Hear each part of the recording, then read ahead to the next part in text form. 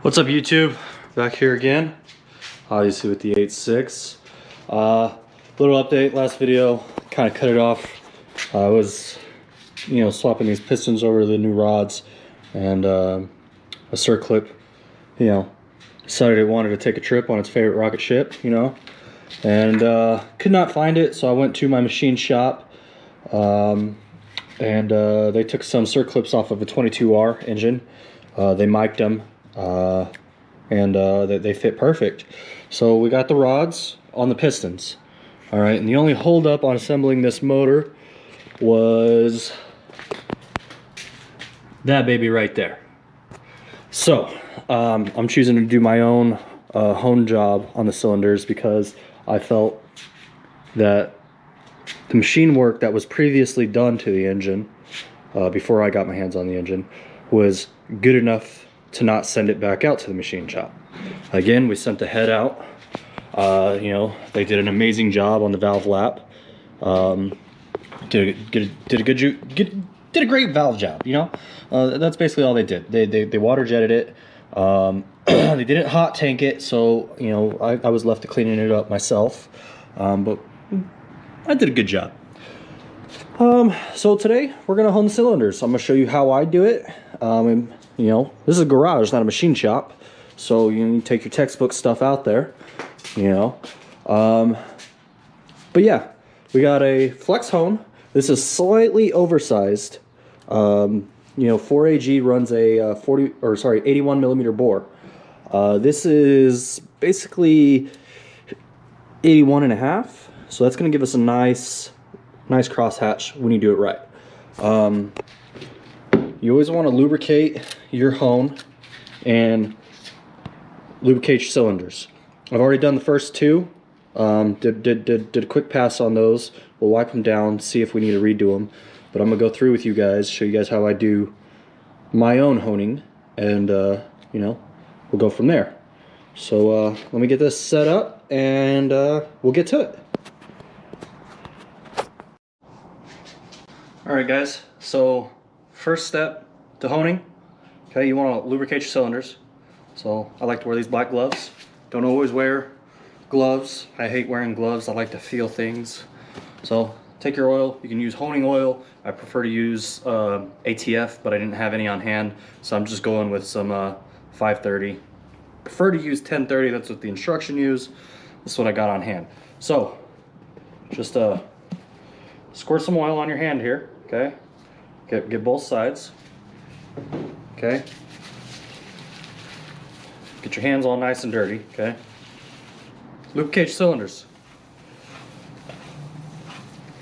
You want a nice layer of oil, nice layer of lubricant in the cylinder wall, okay? You're gonna lubricate your hone. This gets messy. It'll fling oil everywhere. Just put your oil over it, okay? Now, with any ball hone, if you read the instructions, it says the hone must be spinning before it enters the cylinder, okay? So, we want to get just above the cylinder, okay? Get those little first two in there. Start slow, because you don't want to get fast and then scuff up the head. So start slow, get in the cylinder hole, speed up. 20 to 30 passes, up and down. 20 seconds to 45 seconds. Now when you exit, you want the hone still spinning as well. Okay? We get a rag, clean rag for you guys so we can wipe down that cylinder and get a nice look at the crosshatch. If you're not happy with your crosshatch, you can always do it again until you get your desired look. Now I don't know how GoPro is gonna show this, but that's pretty damn good. We'll probably do a couple more passes to try to get a little bit more of this up top. Again, let me show you what we went from on cylinder 4. Cylinder 4 still has a little bit of crosshatch, but we have a little bit of carbon buildup here. So that's why we're doing the honing process. But there you go. There's your process. I'm gonna go ahead and pause the video, do my work, and then I'll get back to you guys. All right, guys, here we are again. So where I left off, you know, just gonna do my own crosshatch. I don't know if you can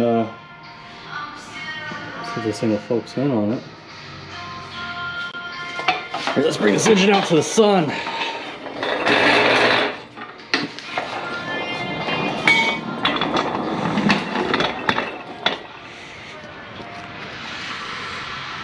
I don't know if you guys can see it. Anyways, I am very pleased with how the crosshatch came out. Very happy with it. And we're gonna go with that. Alex is on his way. Give you guys a quick update on that. I think last time we touched on him was he was out here doing his turbo swap. As you can see, the Evo's not there anymore, so we'll do a quick little update on that and go from there. I'm gonna get all this varnish cleaned up off the block and ready to put some pistons and a crank in. Stay tuned. How's it going, guys? Welcome back to the channel. Today we have a very special video for you guys today. We have a 4AG the 20 valve assembly going on. As always, we got my buddy Dallas here. He's going to be assembling his engine for his AE86. Can't wait to see this thing working again. So we're going to walk you through pretty much the assembly of it. He's going to talk about it. So let's get it. All right, come over here.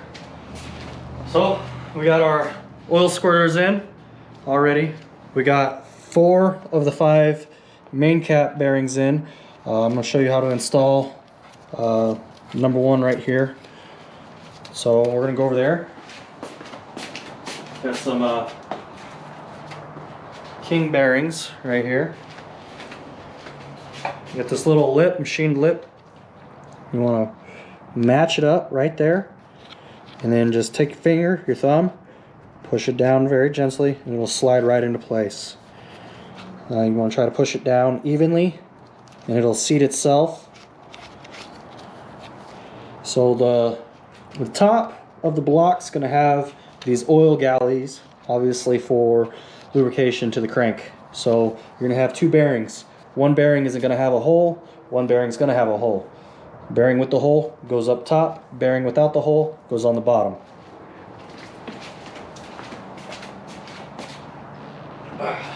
So we got our crankshaft. Spent really good time polishing up my journals. Got them very good, got them very, you know, the crank's already been balanced, rotated. So we're gonna come over here. I like to take the highest point and lowest point. Let me see. Try not to scuff anything up here.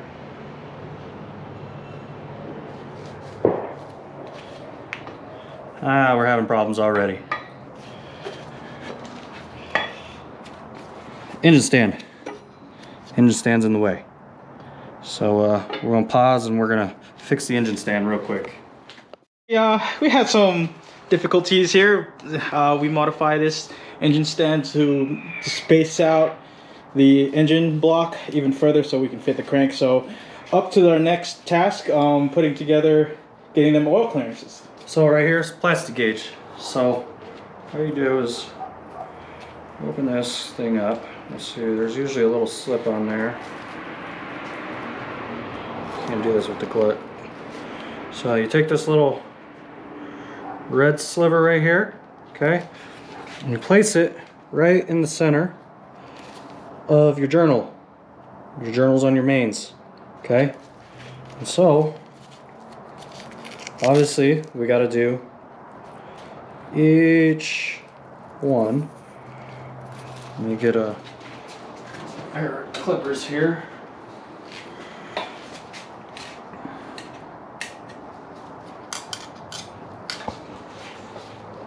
Sorry, I don't got the most stable of hands.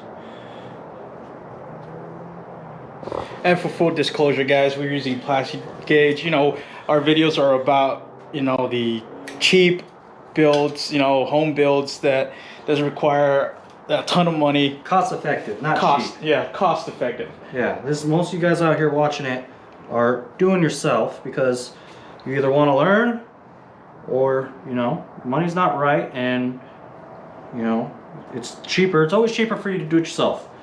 You know, didn't know nothing about body work. Spent a lot of money learning, but I'm not a professional when it comes to body work. But I can do it myself. We're not going to use that piece that fell on the floor. This is a very tedious process, especially if you got shaky hands like me.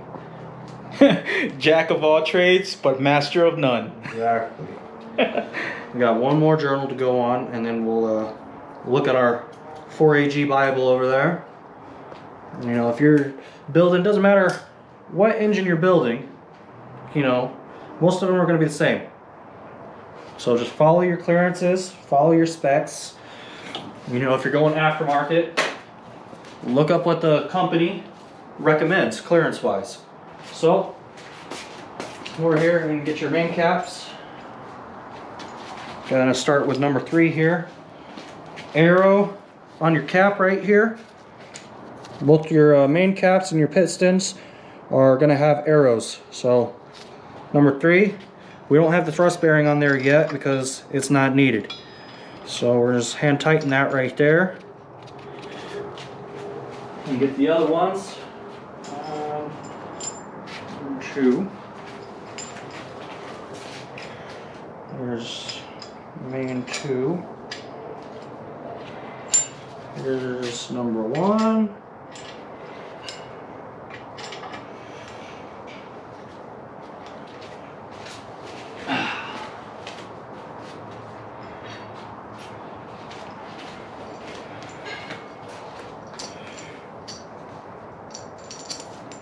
Number 5. Here's number 4.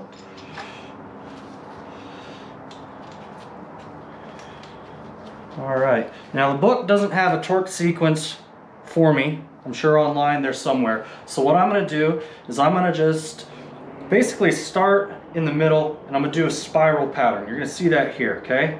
Now the book for the plastic gauge says 44 foot-pounds. I think it's like something like 62 Newton meters or something like that, okay? So we're going to come over here. I already got my torque wrench set right here. You got your 40 and your 44 foot-pounds, okay? Come over. There's a black socket around here, right here. All right. A small little attachment. So, spiral pattern, starting with your middle journal. For me, that's journal 3. Main cap 3, okay? So it's pretty much start in the center and work your way out. If you don't have, if your manufacturer doesn't have a sequence for you, it's kind of like a rule of thumb. But yeah, it's starting to look like an engine already. And we'll probably speed up this process for you guys, so you know it's not entirely crazy. Yeah, I have the urge, the tendency just to get the impact gun, and right here is not the time you want to do that kind of thing. You know, sure it'll speed up the process, but I want to try to do it right. We'll definitely put in, you know, we'll talk about some important stuff, mostly when it comes to like building something this sensitive as a engine, but you know, tech tips and stuff like that. But yeah, I mean, just starting building engines isn't exciting. You know, everybody wants to build engines when you get into the automotive industry. Sorry, everybody just wants to build engines. Build engines. Build engines. Building engines is simple, but it's tedious. It's slow. It's time consuming. It's one of those things that you don't want to do sober, but you kind of have to. 5 o'clock somewhere. Yeah, it's about beer 30 right now. Yeah. It's today is December, what is it, 31st? New Year's Eve. New Year's Eve. All right, so let's get to the torque process. So obviously I haven't clicked it down. I want these these main caps to go down evenly. Okay, that one's snug. That one's snug, okay? We're gonna come back over here. So again, once these are snug, then we're gonna do our spiral pattern. So we'll just get them all snugged up. Doesn't matter which order you go to get them snugged. Me, I like to work my way in the middle. So I'm gonna go from 2 or 3 to 4 to 2 to 5 to 1. That's how I do it when I'm just snugging them. Okay. I'm sure it'd probably be easier to use a smaller ratchet right here, but I don't feel like reaching for one. Okay, that's snug. Snug. So we're on 2. And as he's tightening, you know, the plastic gauge is pretty much getting compressed, and that will tell you your oil clearance for each main bearing. So it's very important. It's very important when you're ordering bearings, okay? Right here, my block is stamped 2, 2, 2, 2. My Bible over there, okay? It's gonna tell me that my main cap bearings need to be stamped 2. Now, I talked with King Bearings online. I ordered my bearings from Map Performance. Shout out to them. They got that stuff here very quick. But yeah, so I had to order, because I'm going standard size. I'm not oversized on anything. I didn't send the block out to get machined. I polished the journals myself, so I didn't remove almost any material whatsoever. So I kept my standard size from the factory. Right here are going to be my pistons, the bearings for my pistons. So 2, 3, 2, 3, 2. That's what I had to order.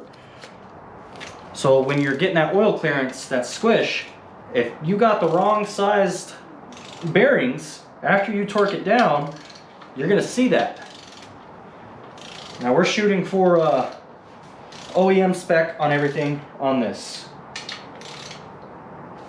What's your power goal for this build? I don't know, I jump around all the time.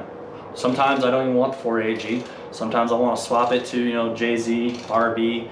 You know, I come from a Nissan background. You know, I took KAs, and we'll put some snippets, some videos on the page about my old 240. But I come from 240 stuff. So yeah, I took a KA 24, used a Brian Crow stroker kit, made a 2.6 liter. We were making just under 500 wheel horsepower. We did a dyno day. We were slipping on the dyno all through, you know, made 350, but with slip. Unfortunately, our dyno was at our school, so we were very limited on what we were allowed to do, what kind of tuning we could do on the dyno. But yeah, so here, we're gonna do a torques real quick.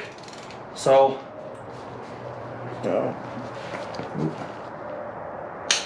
one click.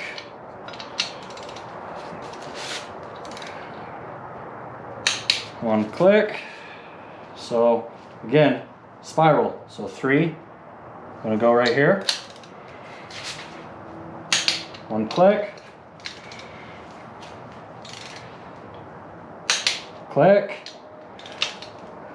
Right now we're on main cap 2. Click. Going to the main cap 5 now.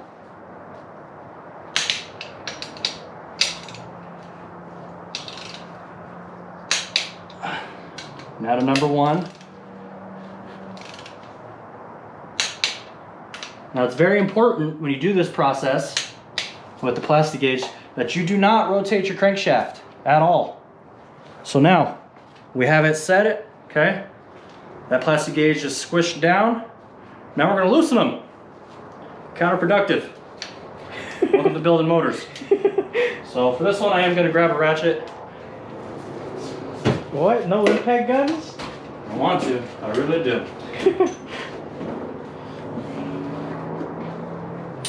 Painstaking. So we're gonna release the caps in the same order.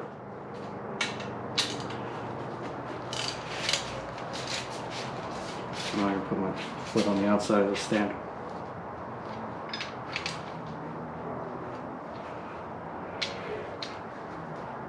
Oh wait, so okay, right here.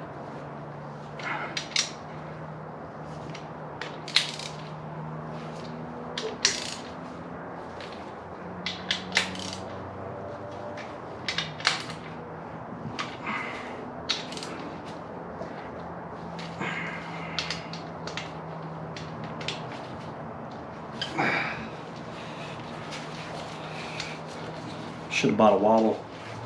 I thought you had one. I did, I can't find it. We hear fireworks in the background. 2021, here we come. New builds. Yep. The 4AG might actually run this time. Yep. And this car might actually leave the garage, finally. No.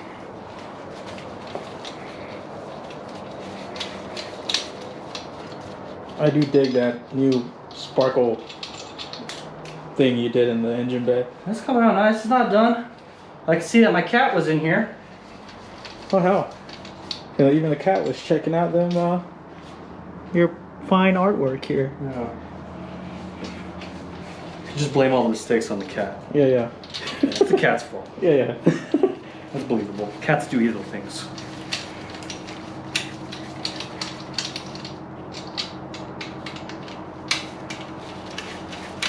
It'd be so much easier with a wobble. No, it'd be so much easier with a impact gun. I'm not gonna do it. I'm not gonna do it. You're gonna resist the urge? I'm gonna resist the urge. Oh man. You know, send it. Alright, set that right here. Oh, we need I already our- got you. we need our softy boy right here. Oh yeah. So when you're loosening up main cats, I like to take the bolts, squeeze them very tightly so that they're pinched inwards, and get you a nice little love tap right there. So I already kind of lubricated these caps. I'm gonna set them right here in my drawer. So pinch, little love tap. Should pull right up.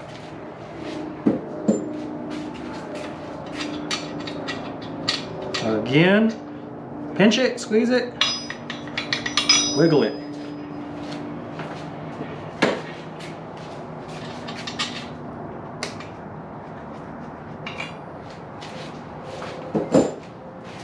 Now something I noticed when I was disassembling this motor is the machine shop who did a rebuild on it prior to me owning the motor, they installed main caps backwards. You know, that's the work. Plastic gauge didn't really sit on that one, so we'll just go with it. I'm sure. There's a measurement on there you can measure it. So what you do with your plastic gauge, okay, is each one of these little red marks right here are gonna have a spec, okay, a measurement in meters or millimeters, okay. I think the other side's thousandths. Yeah, the other side's is thousandths of an inch. So what you do is you take your plastic gauge right here, and you just want to kind of match it up to basically what you see. And what I'm noticing is basically we're at 0.002, which is two thousandths of an inch, I believe. Yeah, 2,000 of an inch. Yeah. Oil clearance. Yeah, those are right there. Okay. So we got about 2 thousandths of an inch oil clearance. And then you go to your Bible, your spec book. And basically right here it says maximum clearance is going to be 0.08 millimeter. Okay. So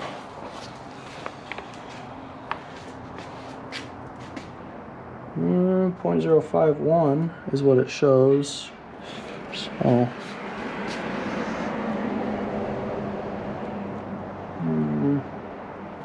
don't know. Oh yeah, standard clearance right here, 0.0051. 0.0051. So we are right there on the dot, right there on your standard clearance. Yeah, that's perfect.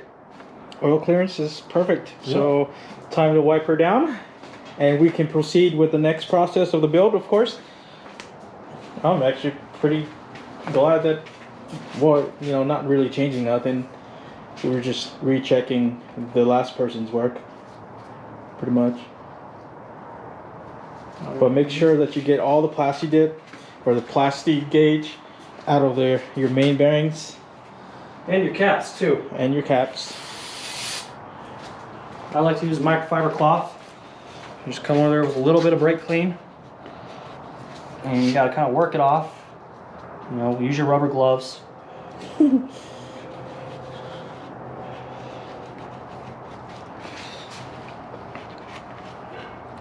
Now, if you don't get all of it off, it'll be okay. The engine, it's not going to harm the engine. It's not going to create a hot spot. You know, it's just wax, basically. It's a very thin film of wax.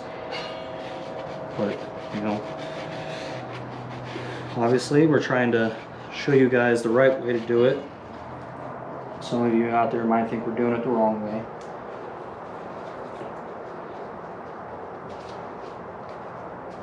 That stuff's really on there, man. Plastic gauge.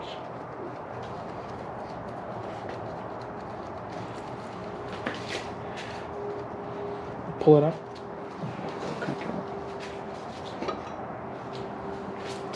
Bench. Got it? Yeah.